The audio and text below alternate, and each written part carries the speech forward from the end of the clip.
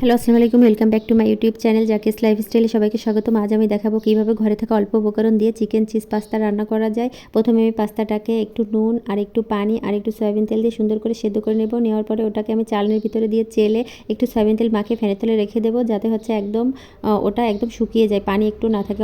অপর পাশে আমি 2 কাপ মতো পানি নিয়ে 3-4 চামচ গুঁড়ো দুধ, 4 চামচ চিনি আর হচ্ছে অল্প একটু নুন আর স্বাদ মতো যে যেটুকু খান আর কি।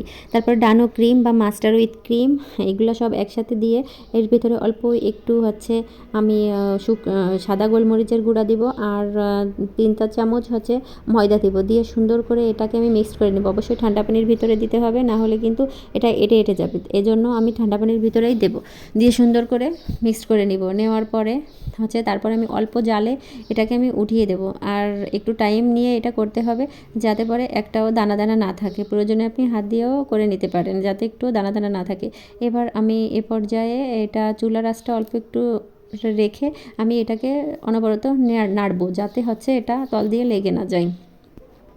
তারপরে নাড়তে নাড়তে দেখবেন একটা ক্রিমি ভাব চলে আসবে, আর এই ক্রিমটা দিলে পাস্তাটা অনেক টেস্ট লাগে খেতে।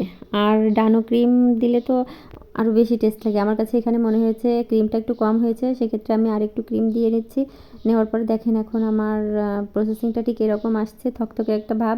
এ পর্যায়ে আমার হয়ে গেছে ক্রিমটা প্রায়। এখন আমি নামিয়ে নেব। নেওয়ার পরে 2টা ডিম আমি একটা বাটির ভিতরে নিয়ে একটু ফেটে নেব। এর ভিতরে অল্প একটু নুন দিব, যাতে পরে একটু টেস্ট ভালো লাগে। আর অল্প একটু সাদা গোলমরিচের গুঁড়া দেবো, যাতে একটা ডিমের আষ্টে গন্ধ আছে ওটা যাতে না লাগে। আপনারা চাইলে এখানে অরিগানোও ব্যবহার করতে পারেন।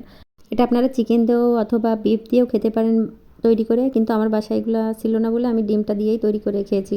এভাবে করলেও টেস্ট লাগবে। আর অপর পাশে আমি একটা বাটির ভিতরে সেই সেদ্ধ করা পাস্তাটা নিয়ে ওর ভিতরে সস দিব, টমেটো সস, চিলি সস আর হচ্ছে সেই পেস্টটা দিব, যেটা আমি ক্রিমটা তৈরি করেছিলাম। সেই ক্রিমটা দেওয়ার পরে এর উপর দিয়ে চিজ দেবো, দিয়ে সুন্দর করে ওটাকে আমি মাখিয়ে নেব।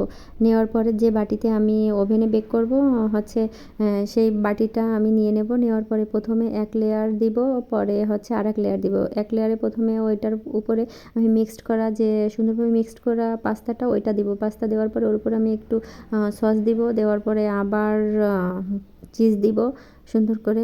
চিজ দেওয়ার পরে হচ্ছে ডিমটা দিয়ে দিব।